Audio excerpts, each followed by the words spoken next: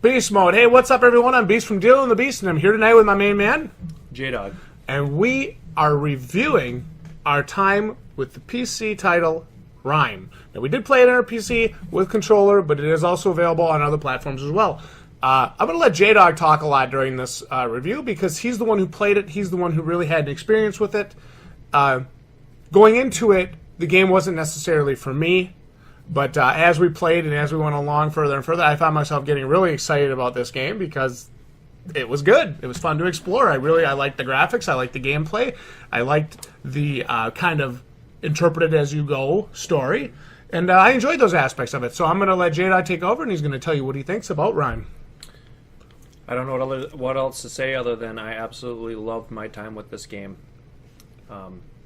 So much so that... on the way home today, we went and rented it. Yep, went and rented it for PS4. The reason I want to play on PS4 is I have it hooked up to a 65-inch TV, so that's going to be my night here once I get done with this review. I'm going to replay what I played and get lost in the world again, to be honest with you. It was a beautiful opening. This game does just about everything right. A little bit iffy. Just about everything. Just had that issue with Justin's turning up the sound here so you guys let's get into it. Let's check it out. The score and the music in this game is bar none some of the best I've heard. I absolutely love it. It keeps you enthralled. It keeps you interested. It changes with your emotions or the emotions of the character. Kind of like Zelda, Breath of the Wild. I get that vibe from it. One of the best Character even audio looks like him, with just a darker skin tone. audios in Looks any kinda game cool. I've played in a long time. So let's see here about controls quick. I love the start of this game. Here's the Lost on the Island start. That it's done perfectly. For instance, you can look at this gameplay right here. It shows you where we can go. The camera kind of orients you, but you don't have to go there. It's at this point completely freeform and open. You can turn around and go back into this cool little area here if you want and find a collectible, which you'll see us do in a minute. I love that in games. I'm not forced to do anything. I explore at my own pace, at my own will. And it's something I truly, truly enjoyed and commend this game for. The graphics are great. It's got that watercolor kind of visual style to it, kind of like Zelda Breath of the Wild. That's kind of an instant comparison that I had to this game.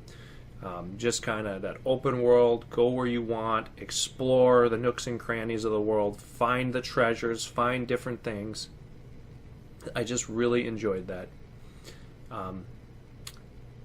As far as I know, what I played, there was no text, there were no documents to pick up, there were no, other things written written or spoken communications other than this kid shouting and this fox that we're going to find a little bit later on.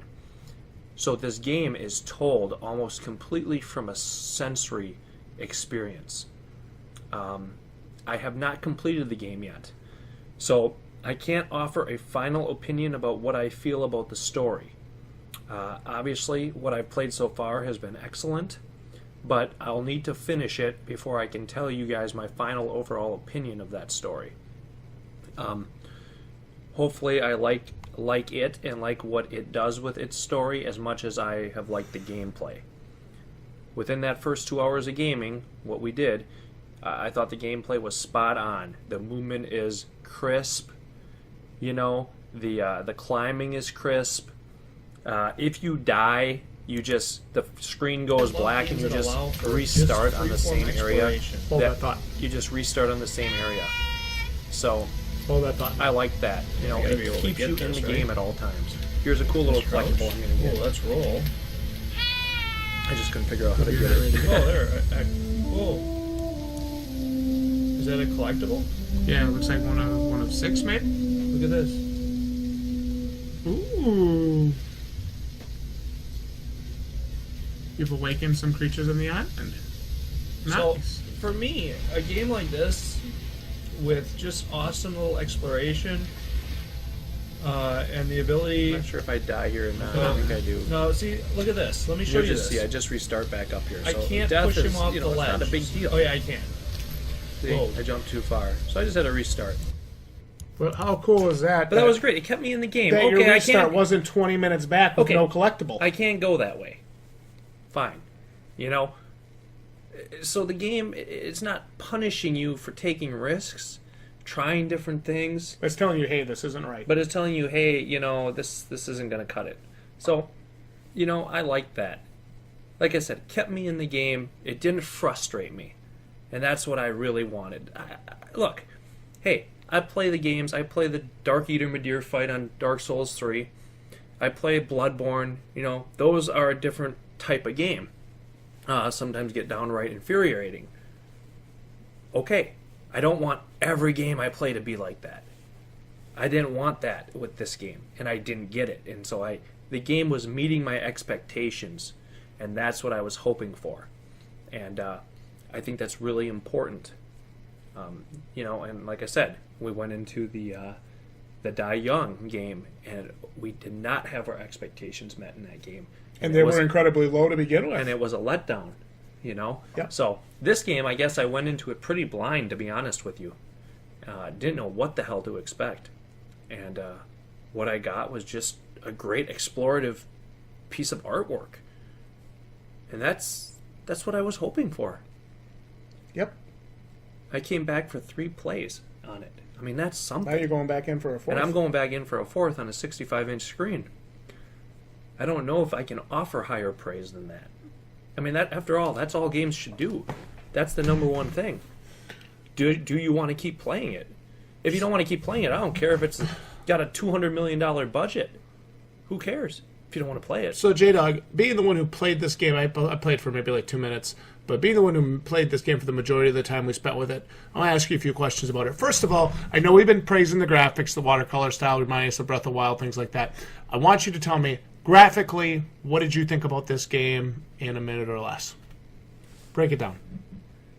Look at the shadows. Look at the ripples in the water. Look at the sun. You got an awesome day-night in this game, where you're going to see the moon and the sun, and day and night change the stars. At least at this opening area. I never got past this island. Apparently there is 4 areas, so I can't speak for the other 3. Look at this cool underwater area.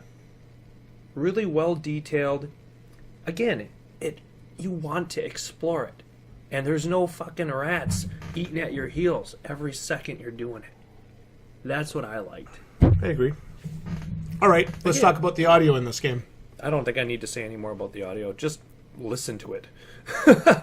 Just listen to it. It is just incredible. Actually, we're going to have a chance to up here when we discover this new area, so I'm going to turn the sound back on. You don't need to have a game have to have constant tension all the time. Constant tension. You know, you see things like this, a couple birds nesting up there, just kind of the lookout birds. See them? got the birds. So I notice things like that. What I look for in games like this is a sense of completeness to the world when I'm reviewing them. Obviously hard to tell in the first 5 minutes. So far we have a pretty good... Tower's a focal point, I like that. We have a pretty good, you know, we're starting to see where we're at here. Listen to that beautiful sweeping this. score. Wow. Crap. It's like I'm gonna check my boots. Yeah. So that's what Jada was talking about, just that beautiful musical score, and the game kind of guides you without beating you over the head with it. I like that. Yeah, there isn't really a lot of exploration, and we did get a little frustrated towards the end. Yeah, but only because we were trying to do something we weren't supposed to do. With this puzzle, and so I can see that once in a while. Again, I'm going to have to offer a full review of this game once I complete it. But I thought this puzzle here was relatively easy to do. It's you got to go find these little fox statues. Again, not hard. They're not hard puzzles at this time. What I've seen so far, but you know, they're relatively intuitive. They're fun. They encourage exploration around different parts of the world. So I thought it was all good. Let's talk about gameplay mechanics, controls, jump, roll, pickup, things like that. The shouting mechanic. What did you think? Good or bad? Fair. It works within the world. Pretty intuitive. Yeah. Once you figured it out. You know, I didn't have a problem with the climbing. It's not as in your face as Die Young was with the parkour, but it's basically got the same setup. But you look and you see the little ledges that have the color on them. Jump and to you it, climb the vines, and you stuff like climb that. it, climb up the Yeah. vines, stuff Yeah, like that. Definitely. So that was cool. All right.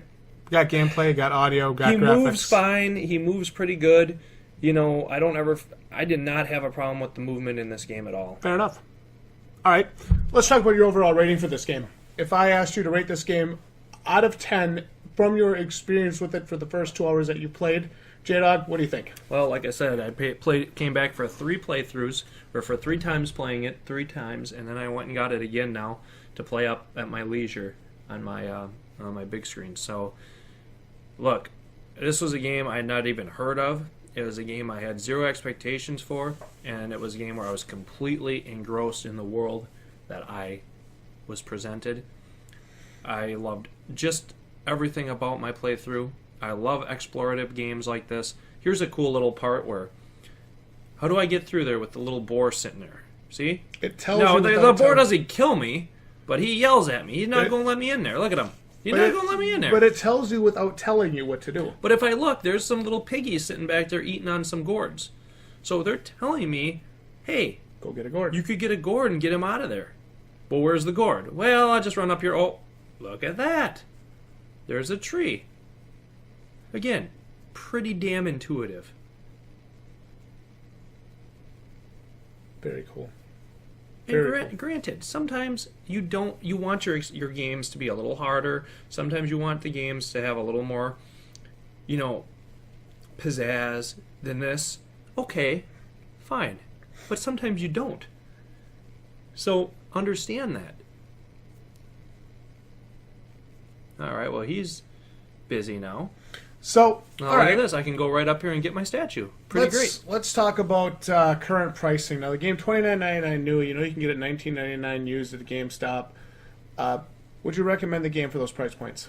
I guess the thing is, is it... you don't really have to buy it new if you can find it used. So for a $10 difference, there isn't a reason to get a new copy. So for $20, it's like completely worth it to me. It's a well done game, and honestly, it is a single player game. I don't know if it's going to hold its value, so you probably are going to be able to pick this up on a sale at some point. So if it's not a game that's really in your heart to play, you can probably wait for the sale. But I think it's a game that's definitely worth buying, picking up, and exploring. So I give this a recommend and a buy rating. Very cool. Yeah.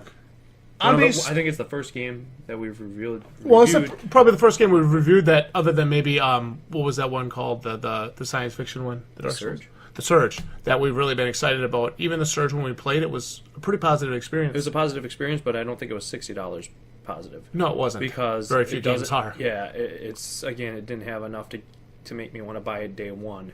But It's true. Honestly, $20, $10. This game's a buy. This game's an absolute buy. Cool. Well, I'm Beast of Dealing the Beast, and I want to thank my main man, J-Dog, for joining us for the RiME review. This was played on PC, and you guys will be able to click around the screen here, see some other videos from Dealing the Beast. Be sure to check out our other reviews. Like and comment. Let us know what you thought about the video. And subscribe if you want to show Dealing the Beast some support and join the pack. And I'll see you right here in the next review. Good night.